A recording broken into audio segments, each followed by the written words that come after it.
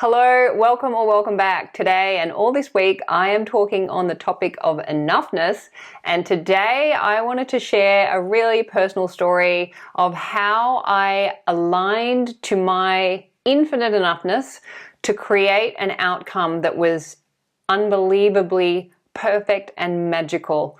It's a story where I started off in a state of fear and greed, realigned with my enoughness, and created an outcome that was beyond anything I could have imagined. So that's what I want to talk about today. Stick around.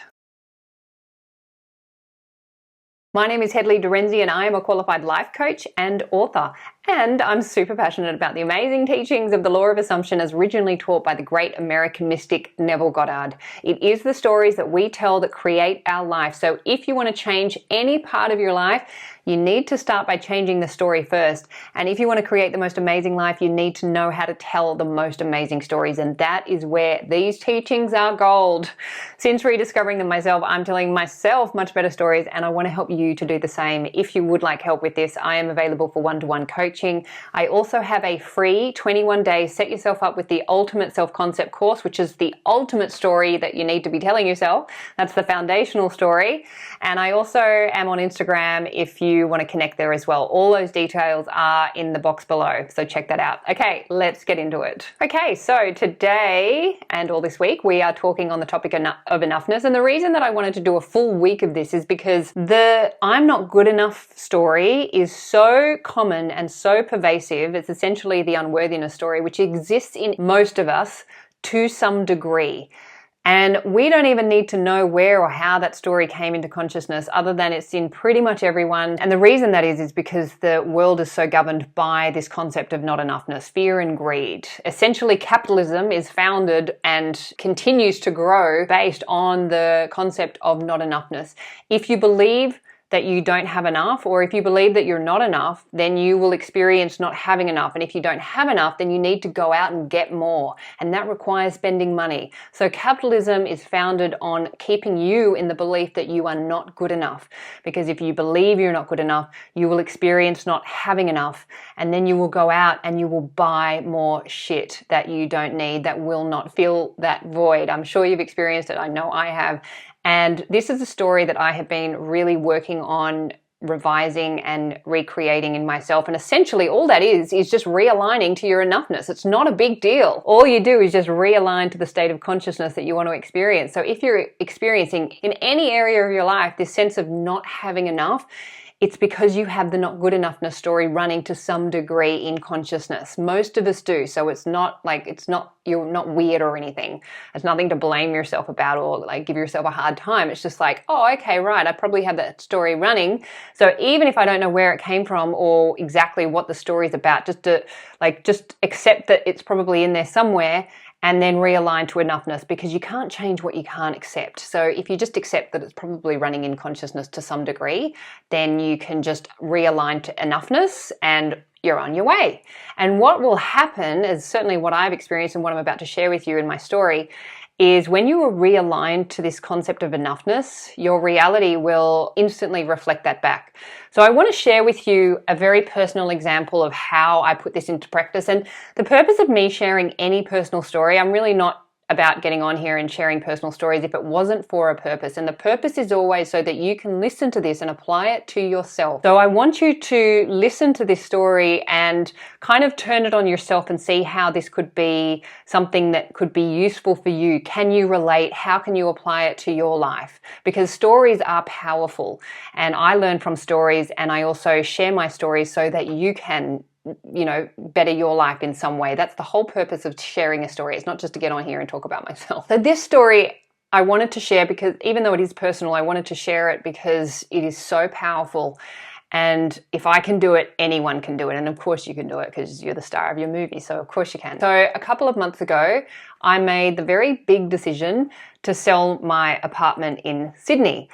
And this was a big decision because this apartment was very much an anchor for me. It was very grounding and just a sense of safety and security. And also I had known that I would sell, like I had kind of thought about selling over the years, but it was a big, scary decision for me to do that because it would just mean a whole lot of unknowns. And I just didn't know when that time was.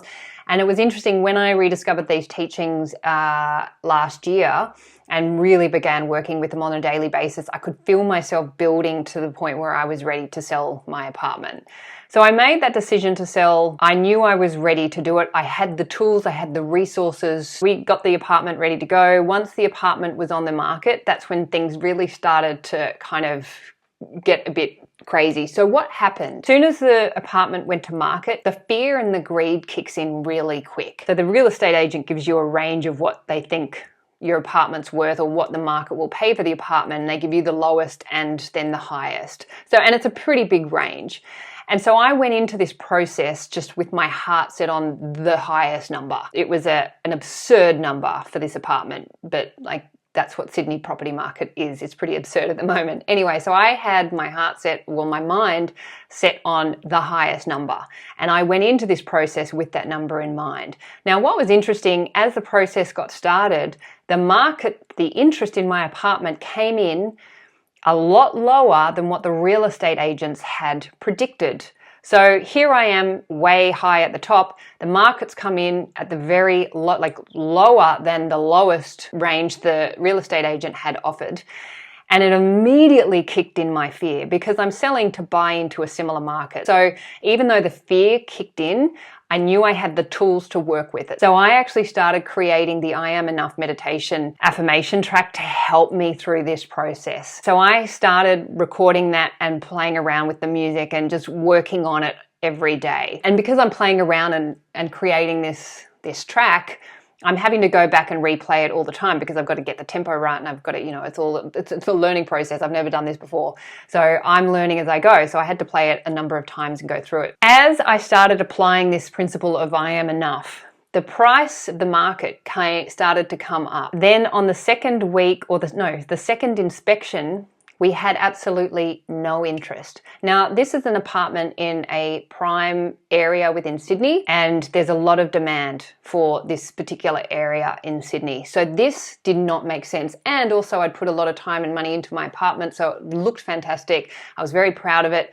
I knew it was a great apartment and that I couldn't understand why suddenly there was no interest in this apartment. Now, in the past, I would have looked out into reality and just gone, fuck, what do I do? This is crazy. Like, what am I going to do? And like the fear would have kicked in. However, now I know that my reality is just a reflection of consciousness. So I was able to go, okay, why would I not want to sell this apartment? What is blocking me from wanting to sell? Because that can only come from me. It's not the market. If the market's not interested in my apartment, that's because I'm responsible. Like that's being reflected from my consciousness. So what's going on within me to block the sale of my own apartment? I immediately went back to the only other experience that I've had with selling a property, and that was when my parents divorced on an old timeline, a revised timeline. And I want to make that clear because I don't want to repeat any stories, but in that past timeline, my experience with selling was when my parents divorced and they had to sell the family home, and it was a fucking traumatic experience that I didn't want to happen.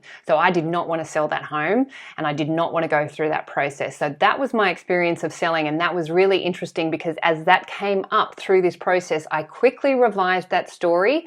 I recreated my parents' relationship, I recreated my family, and I recreated the sale of our house that would enable us to then go and have this amazing new experience in an amazing new house. And I created that other house. Like I put my imagination to work. Because this is happening in real time, I'm having to do this on the fly. Like I'm having to revise this stuff as it's coming up. The next time I spoke to the agent after revising the old story that I'd had with selling, bang, the interest in my apartment shot up, as did the price. So the price is now starting to come up. However, what was also interesting, as I aligned to my enoughness, I also realized that the number that I had come in with, the number that I had kind of attached myself to, was coming from a place of not having enough.